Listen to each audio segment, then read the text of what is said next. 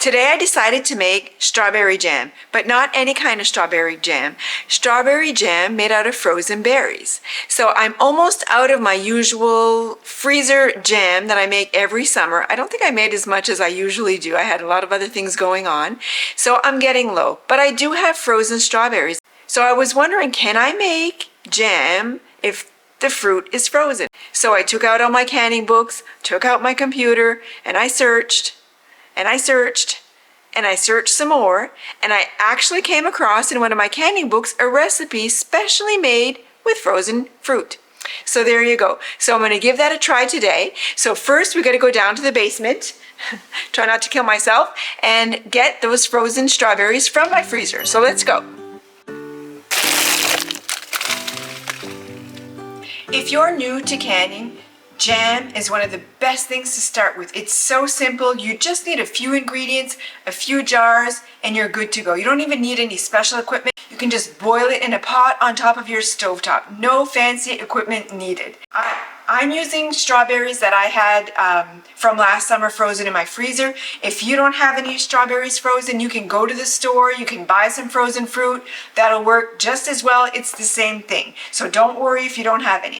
It's really simple. All you need, 3 cups of frozen fruit, 3 cups of sugar, and I'm using 57 grams of pectin. If you buy it in larger containers, like bigger, that you can just take what you need 2.5 tablespoons of your powdered pectin.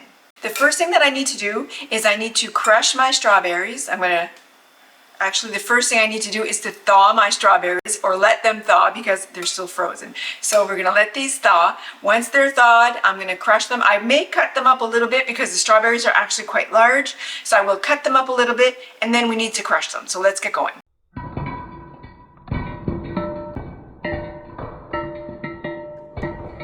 They're still a little frozen, but I'm going to start cutting them up and crushing them. It'll help them thaw a little faster. Don't get rid of that liquid. You want the juice as well. I'm not sure if I mentioned it yet, but this can also be done with peaches. The only difference is that if you do this with frozen peaches, you would add 1 tablespoon of lemon juice to your peaches.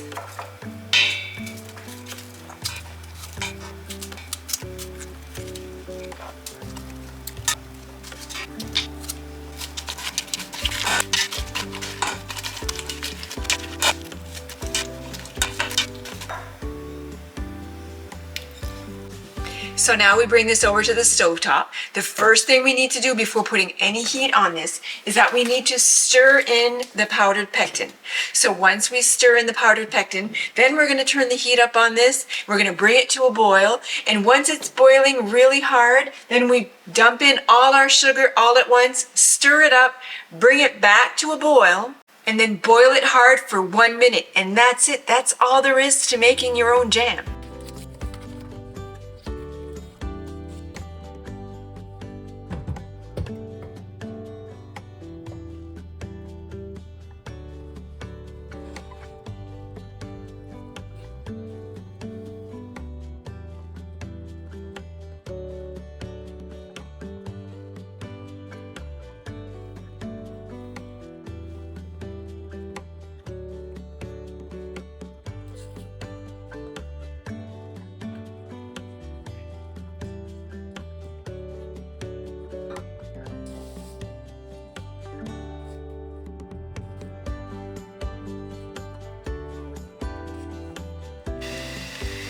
Once your jam has boiled hard for 1 minute, you just need to skim the foam off the top. Seems to have made more foam than usual, so we'll skim off as much as we can. This foam has like no effect on the taste of your jam. It just makes it prettier in the jar when there's no foam. Don't take too long skimming off the foam because then your jam could set in your pot and not in your jars. We need to get this jam in these jars pretty quick. It already looks like it wants to set in my pots. So this only needs to process for 5 minutes. So because of that, it's really important to sterilize your jars. So I know we don't talk much about sterilizing jars anymore. That only applies if you're processing something for 10 minutes or more. This only needs to boil on your stovetop for 5 minutes or in your steam canner for 5 minutes. So we need to sterilize our jars. My jars are in my steam canner right now, being very thoroughly sterilized because it's hot in there. So I'm going to get this in the jar so we can process this as soon as possible.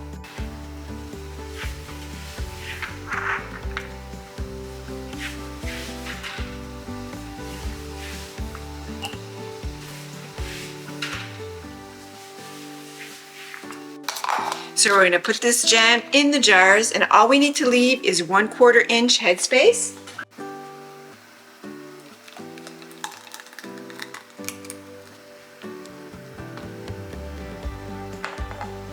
These are 1/2 pint jars.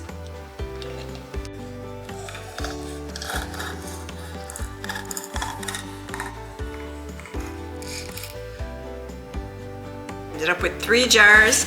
Now all we need to do is to wipe off the rims just to make sure that our jars seal properly. So you just need water, wipe that off to make sure there's no jam on the rim. And you're gonna put your caps on top. And your rings just fingertip tight. And then we transfer these over to our pot. So I have my jars in my steam canner. So I need to put the cover on, bring it up to the temperature that it needs to be for my altitude, and then just time this for 5 minutes. That's it, really simple. If you're doing the traditional water bath canning, you're going to have your jars in a pot, 1 inch of water covering your pot. Once it comes to a full boil, drop your jars in. Once it's returned to a full boil, you time your 5 minutes, and then that's it, you're done. So let's get the cover on, and let's get this to the right temperature.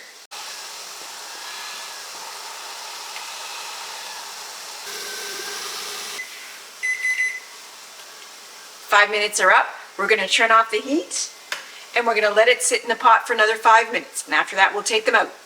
All right, 5 minutes are up. Let's get these out of the canner.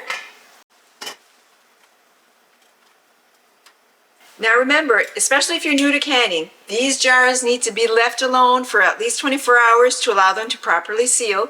After that 24 hours are up, remove the rings. Don't store them with the rings on top. And always mark on top what it is that you have in your jar, because you may forget or everything starts to look the same. So make sure you write, because you will forget. Trust me.